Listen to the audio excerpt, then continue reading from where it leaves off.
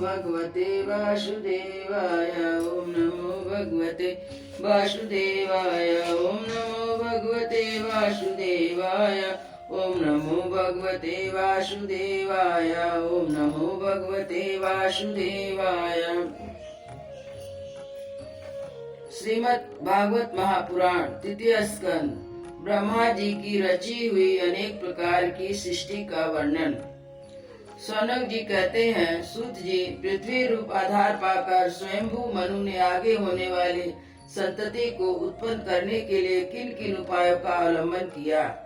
विदुर जी बड़े ही भगवत भक्त और भगवान श्री कृष्ण के अनंत सुहृद थे, इसलिए उन्होंने अपने बड़े भाई धृतराष्ट्र को उनके पुत्र दुर्योधन सहित भगवान श्री कृष्ण का अनादर करने के कारण अपराधी समझकर त्याग दिया।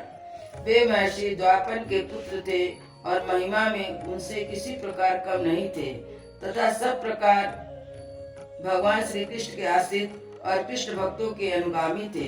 तीर्थ सेवन से उनका अंतकरण और भी शुद्ध हो गया। उन्होंने कुशावर्त हरिद्वार में बैठकर तत्वज्ञानियों में श्रेष्ठ मैत्रेय जी के पास जाकर और कहा और पूछा। सूत जी, उन दोनों में वार्तालाप होने पर श्री हरि के चरणों में संबंध रखने वाली बड़ी पवित्र कथाएं हुई होगी, जो उन्हीं चरणों से निकली हुई गंगा जल के समान संपूर्ण पापों का नाश करने वाली होगी। सूत जी, आपका मंगल हो। आप हमें भगवान की वे पवित्र कथा सुनाइए। प्रभु के उदार चरित्र को तो कीर्तन करने योग्य होते हैं। भला ऐसा कौन रसिक होगा जो श्री हरि के लीला अमृत का पान करते करते तृप्त हो जाए। नियमित शरणवासी मुनियों के इस प्रकार पूछने पर उग्र सवा सूत जी ने भगवान में चित्त लगाकर उनसे कहा, सुनिए।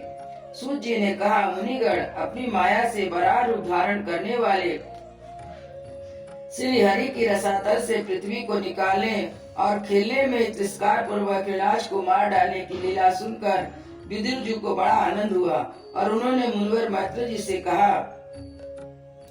विदुर जी ने कहा, ब्राह्मण, आप परोक्ष विषयों को भी जानने वाले हैं, अतः यह बतलाइए कि प्रजापतियों के पति ब्रह्मा जी ने मारीचि आदि प्रजापतियों को उत्पन्न करके फिर सृष्टि को बढ़ाने के लिए क्या किया।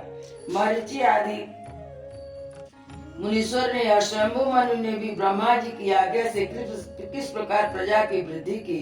क्या उन्होंने जगत को पत्नियों के सहयोग से उत्पन्न किया या अपने आप कार्य में स्वतंत्र रहकर अथवा सब ने एक साथ मिलकर इस जगत की रचना की।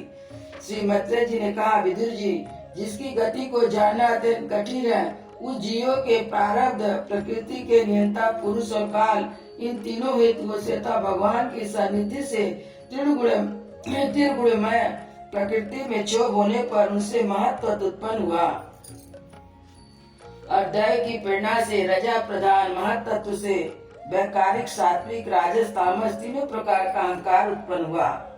उनसे आकाश आदि पांच तत्वों के अनेक वर्ग प्रकट हुए। वे सब अलग अलग रहकर भूतों के कारण ब्रह्मांड की रचना नहीं कर सकते थे, इसलिए उन्होंने भगवान की शक्ति से परस्पर संगठित होकर एक स्वर्ण वर्ण अंड की रचना की। वह अंड चेतना शुद्ध अवस्था में 1000 वर्ष से भी अधिक समय तक कारण अवधि के जल में पड़ा रहा। फिर उस पे श्री भगवान ने प्रवेश किया। उसमें अधिष्ठित होने पर उनकी नाभि से सहस्त्र सूर्य के समान अत्यंत दीप्तिमान एक कमल प्रकट हुआ। उस संपूर्ण जीव समुदाय का आश्रय था, उसी से स्वयं ब्रह्मा जी भी आविर्भाव हुआ।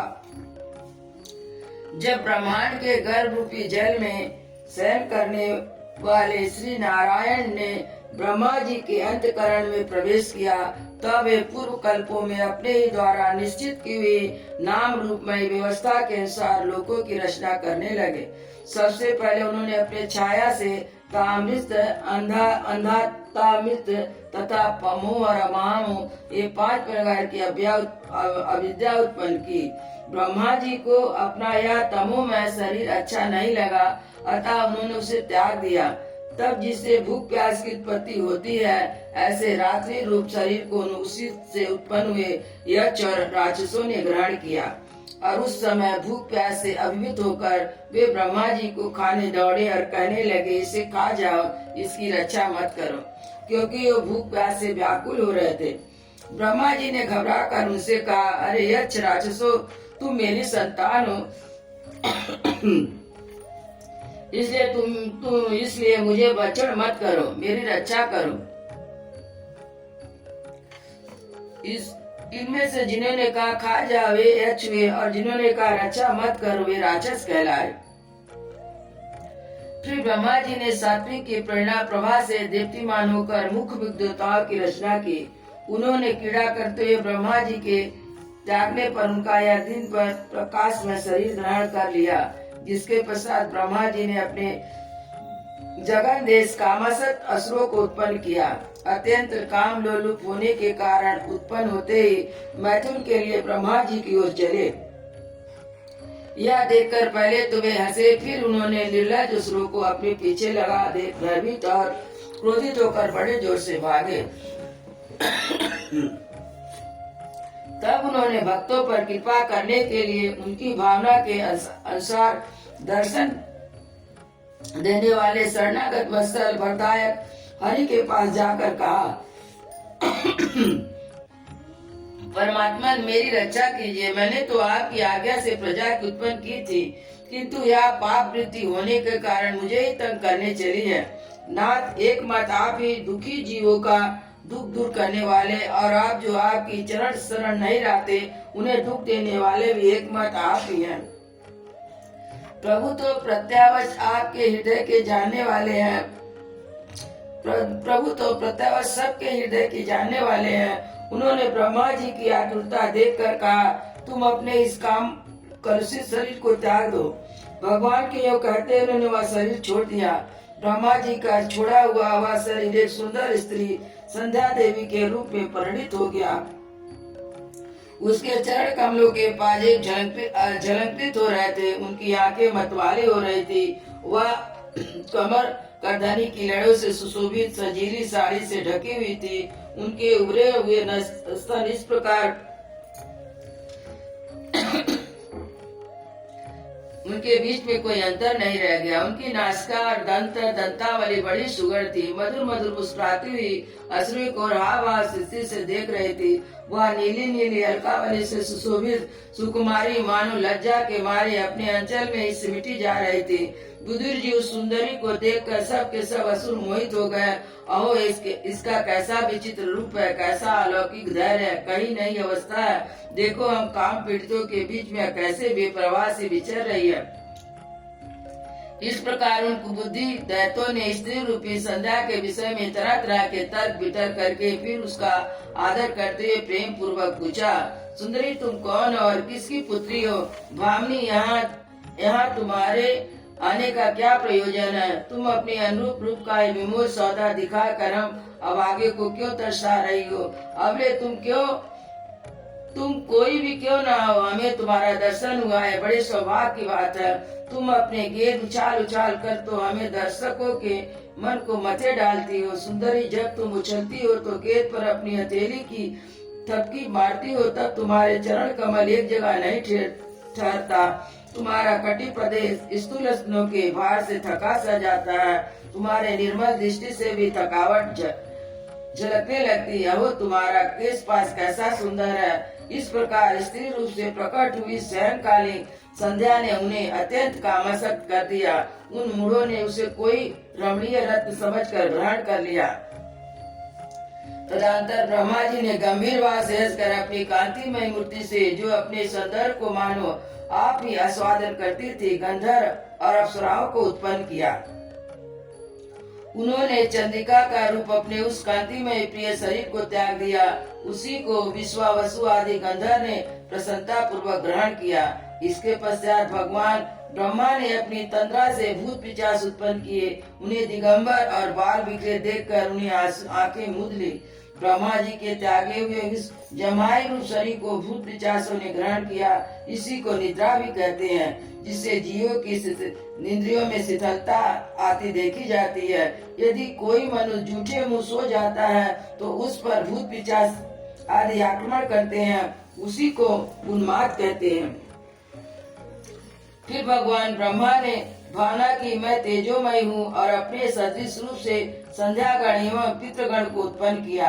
पितरों ने अपने उत्पत्ति के स्थान उस अदृश्य शरीर को ग्रहण कर लिया। इसी को लक्ष्य में रखकर पंडित जन श्राद्ध आदि के द्वारा पितर और संध्या गणों को क्रमशः काव्य और हव्य अर्पण करते हैं। अपने तिरोधान शक्ति से ब्रह्मा जी ने सिद्ध और विद्याधरों की सृष्टि की। उन्हें अपना वह अंतर्ध्यान नामक अद्भुत शरीर दिया। एक बार ब्रह्मा जी ने अपना प्रतिबिंब देखा, तब अपने को बहुत सुंदर मानकर उस प्रतिबिंब से किन्नर और किम पुरुष उत्पन्न किए। उन्होंने ब्रह्मा जी के त्याग देने पर वह प्रतिबिंब शरीर ग्रहण किया। इसलिए वे सब उषा काल में अपनी पत्नियों के साथ मिलकर ब्रह्मा जी के गुण कर्मादि का गान किया करते हैं। एक बार ब्रह्मा जी सृष्टि की वृद्धि न होने के कारण बहुत चिंतित होकर हाथ पैर आदि अवयवों को फैलाकर लेट गए और फिर क्रोधवश उस भोगमय शरीर को त्याग दिया। उनसे जो बाल झड़कर गिरे वो है तथा उसके हाथ पैर से सिकुड़ कर चलने से क्रूर स्वभाव वाले सर्प और नाग हुए, जिनका शरीर फल रूप से कंधे के समान बहुत फैला होता है। एक बार ब्रह्मा जी ने अपने को कृत सा अनुभव किया। उस समय अंत में उन्होंने अपने मन से मनुओं की सृष्टि की। ये सब प्रजा की वृद्धि करने वाले हैं। मनस्वी ब्रह्मा जी ने उनके लिए अपना पुरस्कार शरीर त्याग दिया। मनुओं को देखकर उनसे पहले उत्पन्न हुए देवता गंधर्व आदि ब्रह्मा जी की स्तुति करने लगे। वे बोले, विश्वकर्ता ब्रह्मा जी, आपकी यह मनुओं की सृष्टि बड़ी सुंदर है। इसमें अग्निहोत्र आदि सभी कर्म प्रतिष्ठित है। इसकी सहायता से हम भी अपना अभिभाग ग्रहण कर सकेंगे। फिर आदि दृष्टि ब्रह्मा जी ने इंद्रिय संयम पूर्वक तप विद्या योग समाधि से संपन्न हो अपनी प्रिय संतान ऋषिगण की रचना की। उनमें से प्रत्येक को अपनी समाधि योग ऐश्वर्य तप विद्या और वैराग में शरीर का अंश दिया। अयोध्या श्री राम लला की जय, वृंदावन बिहारी लाल की जय, सतगुरु महाराज की जय।